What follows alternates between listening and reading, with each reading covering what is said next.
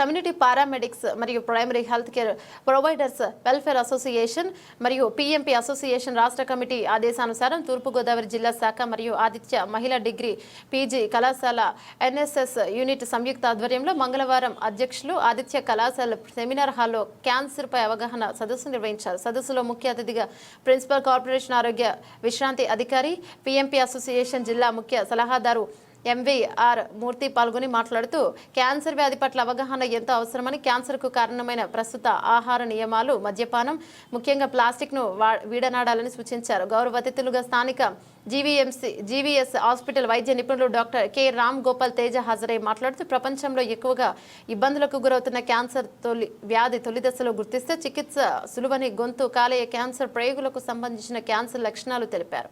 ఇక డాక్టర్ మాణికాంబ మాట్లాడుతూ మహిళలకు వచ్చే రొమ్ము గర్భాశయ క్యాన్సర్, గర్భాశయ ముఖద్వార లక్షణాల గురించి వివరించారు. అదే ఇంజక్షన్ రోజు పొద్దున 50 మంది చేస్తున్నాం. చేయడం అంటే ప్రాక్టీస్ ఉండదు, మాకు అవి పొడుతూనే ఉండవు అదే ఇంజక్షన్ అందరికి. మరి అదే ఇంజక్షన్ చచ్చిపోయి ఇంజక్షన్ చేయడం మానేస్తే డాక్టర్ ఇంజక్షన్ చేయాలని సరే తొందరలో వెళ్ళిపోయి కూడా అర్థం వెళ్ళిపోతారు. సో డాక్టర్కి ఎలా ఎందుకు మరి వాడిని తెచ్చిపోయాడు ఇది తెచ్చిపోవడం అంటే కారణం ఏంటంటే ఎవరి బాడీ దేనికి సెన్సిటివ్ మనం కనిపెట్టలేం. డైరెక్ట్ చెప్పాలంటే దేవుడు కూడా కనిపెట్టలేడు, ఎవరవుతారు ఆయనకి తెలియదు, అంత భయంకరం ఉంటుంది మన శరీరం. ఇది ట్యాక్సీ వదిలేసాడు బయటికి. ఏది ఇప్పుడు ఈ ఫ్యాన్ ఎప్పుడు అయిపోతుందో కనిపెట్టాడు తెలుసా? క్రాంప్టన్లో ఇల్లు తీసి కూర్చోబెట్టి చెప్పు ఎప్పుడు అయిపోతుంది చెప్పు, రేపు అయిపోవచ్చు, తిరుగుతుండొచ్చు, అలా ఉంటుంది శరీరం. కాబట్టి అతి తొందరగా రియాక్ట్ అయ్యే క్యాన్సర్ వచ్చేవాళ్ళు కొందరు.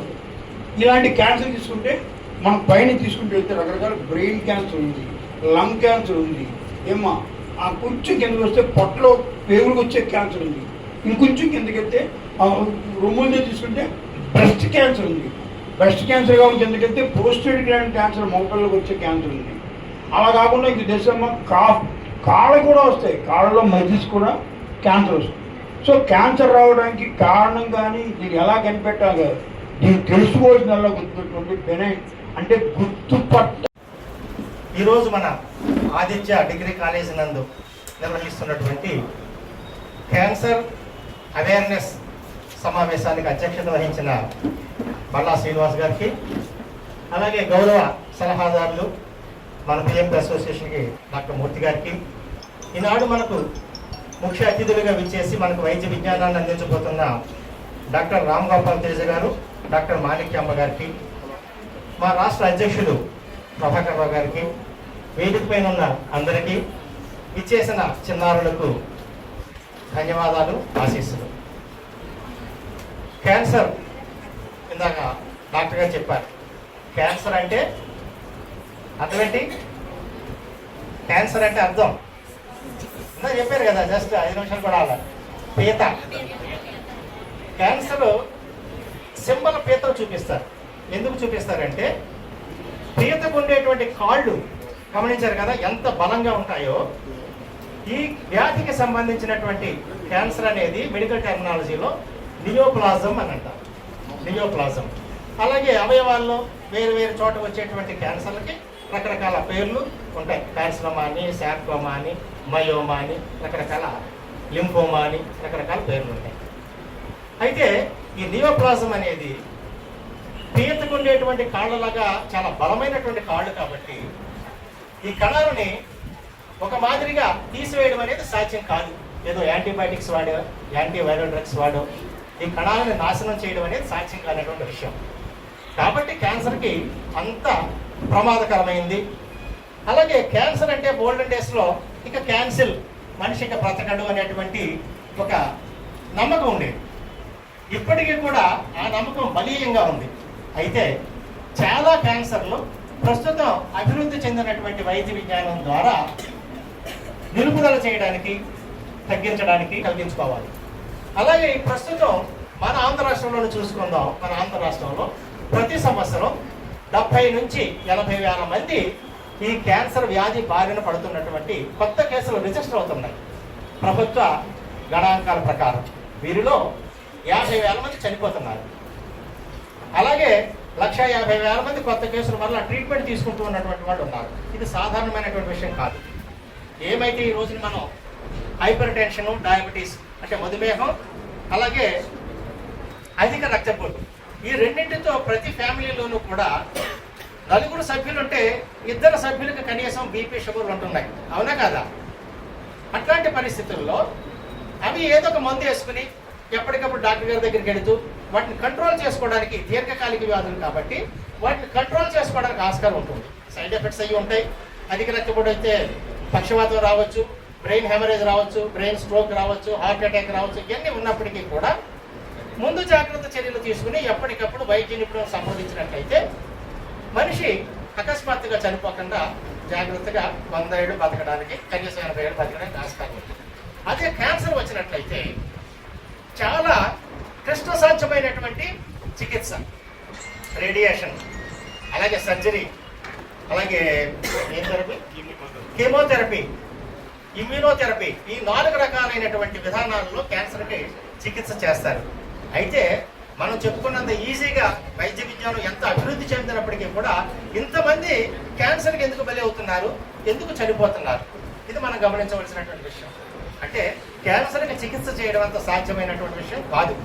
కొన్ని క్యాన్సర్లు, రొమ్ముకు సంబంధించినటువంటి క్యాన్సర్ కానీ, ఎక్కువగా రొమ్ముకు సంబంధించినటువంటి బ్రెస్ట్ క్యాన్సర్ అయితే కనుక ఫస్ట్ స్టేజ్, సెకండ్ స్టేజ్లో కనుక గమనించినట్లయితే తప్పనిసరిగా వారికి శస్త్రచికిత్స ద్వారా, అలాగే ఇతర వైద్య విధానాల ద్వారా వారికి ఎటువంటి ప్రాబ్లం లేకుండా బ్రతికించవచ్చు. కానీ బ్రెయిన్ క్యాన్సర్ 6 నెలల నుంచి సంవత్సరం లోపల తప్పనిసరిగా చనిపోతారు. ట్రీట్మెంట్ చేయడం చాలా కష్టం. అలాగే లంగ్ క్యాన్సర్లో కూడా ఎక్కువగా డెత్స్ వస్తాయి. కాబట్టి ఇప్పుడు ఉన్నటువంటి స్టాటిస్టిక్స్ గురించి చూసినట్టయితే ఇక రేపటి నుంచి, అంటే మరో 1 సంవత్సరం 2 సంవత్సరాలు పోతే ప్రతి ఇంటిలోనూ కూడా బీపీ షుగర్లతో ఎంతమంది బాధపడుతున్నారో అదేవిధంగా క్యాన్సర్తో కూడా బాధపడేటువంటి పరిస్థితి సంభవిస్తుంది. ఇది సాధారణమైనటువంటి విషయం కాదు.